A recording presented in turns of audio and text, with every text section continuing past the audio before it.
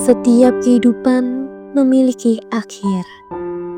Namun, sebelum tubuh meninggalkan dunia ini, ada sebuah perjalanan terakhir yang membutuhkan perhatian, ketelatenan, dan keahlian.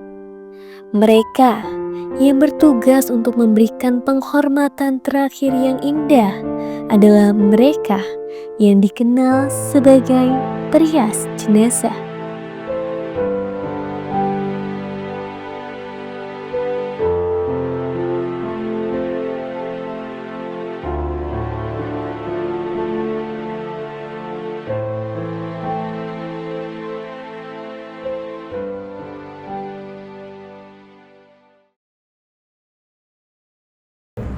Saudara-saudari kita sudah mati bersama Kristus, maka kita percaya bahwa kita akan hidup bersama Kristus pula. Kristus yang bangkit dari alam maut tak akan mati lagi, maut tidak menguasai lagi. Demikianlah sabda Tuhan. Awal mula sih Mbak, tiba-tiba itu karena di lingkungan kami belum ada panitia yang kebetulan untuk merawat jenazah, dan kebetulan tiba-tiba itu saat itu yang ada kami, jadi kami tiba-tiba punya ide seperti itu. Yaudah yuk kita rawat aja sendiri, seperti itu. Bersihkanlah hamba-Mu ini ya Tuhan dengan air ini. Bersihkanlah dosanya dari segalanya. Basuhlah dia agar pantas menghadap-Mu di hadapan Bapa di surga. Pertama memang kita harus memandikan dulu ya, nggak mungkin langsung kita merias. Kita memandikan dulu, habis memandikan baru kita nanti pakai kain, pakai baju, baru dirias. Setelah itu baru dimasukkan dalam peti, dan kalau udah dalam peti kita doakan, kita tutup, nanti kita kubur. Ya. Ia mengenakanlah pakaian pesta ini untuk menghadap Tuhan dengan pantas. Ya, memang di beberapa tempat ada ya, yang nasional ataupun yang daerah. Demikian pula dengan di tempat kita ini ada beberapa pengalaman kami juga yang sifatnya kedaerahan gitu ya, dipakaiin batik gitu, terus ada yang ibu-ibu dipakaiin kebaya gitu, ada. Karena nasional kan menggunakan jas.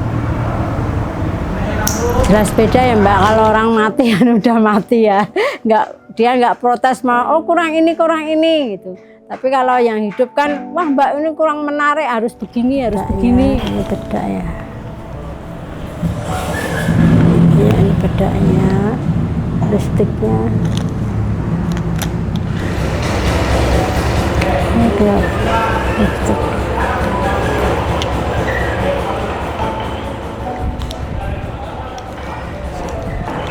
Karena ada kasih dalam hati saya untuk orang lain. Bekerja di antara kehidupan dan kematian, mereka bukan sekedar make up artis. Mereka adalah penjaga martabat, pengantar terakhir. Oh, memang awal mulanya dari keluarga yang meminta untuk merawat jenazah ini. Mungkin mereka kan tahu saya yang udah pernah merawat, jadi saya ada di situ, terus ya udah ibunya yang merawat aja. Ya saya harus menulis sih sama jenazahnya itu. Misalkan namanya Mbak Ita, Mbak maaf ya, saya rias dulu, saya mandikan dulu. Itu kan harus ada tata caranya, harus ada permisinya, harus ada gimana di dalam memandikan jenazah itu kita anggap sebagai memandikan orang yang masih hidup. Terus sekarang bajunya tadi mana bajunya? Sebelum kita melaksanakan perawatan jenazah, diharapkan kita berdoa dulu, kita juga memohon pada Yang Kuasa supaya kita ada istilahnya ada kontak batin juga kita ya dengan jenazah. Kita menghargai jenazah tersebut. Sebelum dilaksanakan perawatan jenazah kita berdoa. Kalau ada keluarga kita bisa berdoa bareng bersama keluarga gitu, sebelum pembersihan. Doa mandi, doa memandikan ada, doa pakai baju ada, doa untuk masuk ke peti jenazah juga ada, masuk ke liang kubur juga ada.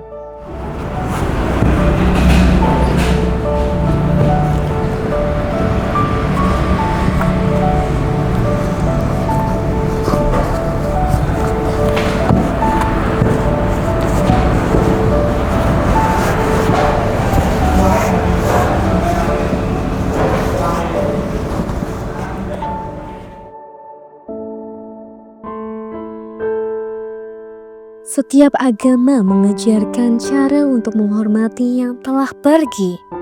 Ritual dan doa adalah bentuk penghormatan. Tapi ada satu elemen lagi yang turut membantu memberikan penghormatan terakhir yang layak bagi seorang perias jenazah.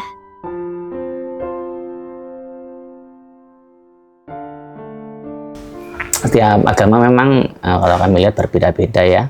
Ada yang dikremasi, ada yang begitu. Kalau di teman kita itu ada yang istilahnya dipocong gitu ya.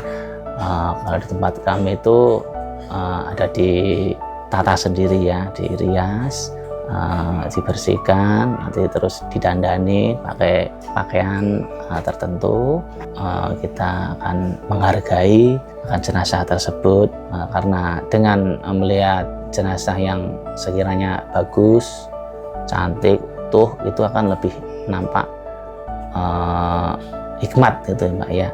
Dan keluarga juga sangat senang ya dengan adanya perawatan jenazah ini. Mereka pun bisa memandang walaupun sudah di peti mati itu, mereka senang melihat jenazahnya terlihat tersenyum, cantik, itu manis gitu.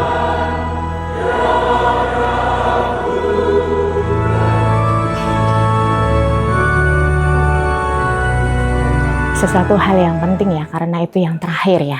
Bagaimana kita harus menyiapkan yang terbaik, menyajikan yang terbaik buat beliaunya untuk sangu dalam kematian, seperti itu sih. Ya, dan ya itu sampai rangkaiannya sampai 1000 hari ya, seperti itu. Berkesannya itu saya senangnya saya bisa berbagi pada orang lain, bisa merawat orang lain. Saya suka aja, kebetulan di lingkungan kami kan tidak banyak yang bisa seperti itu, yang mau seperti itu kan nggak banyak, karena mereka mungkin pada takut atau gimana ya. Tapi kalau misalkan seperti saya ya saya senang-senang aja kan, bisa merawat mereka di akhir-akhir saatnya gitu. Di akhir-akhir mereka nanti udah tidak ada lagi. Kalau mereka mau sebenarnya bisa, tapi kadang mereka kan ada yang nggak mau. Jarang yang mau, itu jarang. Yang misalkan aku mau terlibat seperti itu jarang. Hanya mungkin ya hanya itu niatnya aja, niat. Kalau niatnya mau ya mau gitu. Luar biasa, karena tidak semua orang yang mau melakukan seperti hal tersebut. Karena kan mungkin ada rasa takut, ada nanti gimana-gimana. Itu orang yang mempunyai profesi seperti itu hal yang mulia bagi kami. Profesi ini memang sangat jarang ya, perawatan jenazah itu, karena memang terkadang dari rumah sakit pun nyari itu susah, karena ini panggilan dari hati gitu ya. Bagi mereka yang memilih jalan ini, merias jenazah bukan hanya sekedar pekerjaan. Ini adalah panggilan hati yang membutuhkan empati, keterampilan, dan rasa hormat yang mendalam. Saya pikir saya tidak perlu misalkan saya dihargai gitu, tidak ya. Cuma saya justru merasa bangga dan senang saya bisa merawat orang yang meninggal atau memberikan apa yang saya bisa untuk orang yang meninggal. Saya tidak perlu dihormati atau tidak perlu. Saya hanya saya sendiri itu merasa senang dan bangga untuk merawat orang jenazah meninggal. Prinsipnya itu kalau udah ditinggal jangan sedih, karena mereka yang meninggalkan itu dia akan mempunyai rumah yang baru. Dia akan mempunyai rumah yang baru dengan Yang Maha Kuasa. Jadi yang ditinggalkan nggak usah khawatir. Dia sudah punya tempat tersendiri. Ya kita didasari dengan rasa kita, orang meninggal itu kan nggak putus di situ saja. Dia masih panjang perjalanan dia untuk menghadap Yang Maha Kuasa. Jadi prinsip saya, orang kalau non-Islam ya meninggal itu tidak hanya sampai di situ saja, dia masih proses panjang. Dia justru mempunyai rumah yang baru di sananya.